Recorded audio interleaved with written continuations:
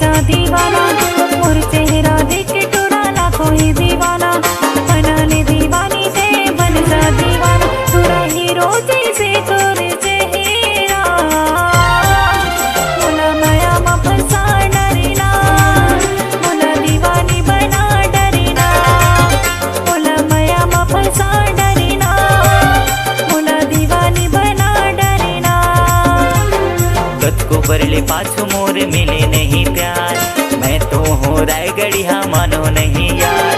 कद को बरले पाछू मोर मिले नहीं प्यार, मैं तो हूँ रायगढ़िया मानो नहीं यार। दूरी कद को कर ले इंतजार,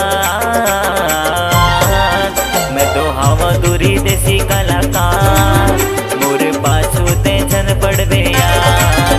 मैं तो हवा दूरी देसी कलाकार, मोर पाछू ते जन पड़बे यार।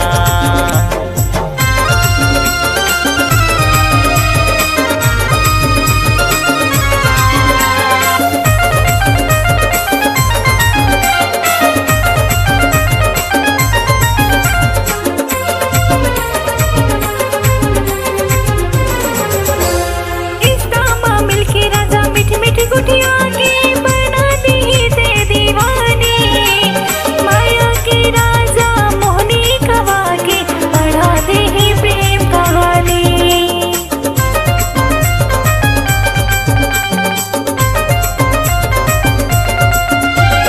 जन पर पे पाछू ते सुन लेना रानी, मैं हावा पुसलदा के राजा।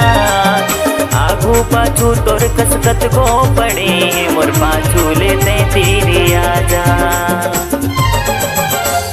जन जाना धुरी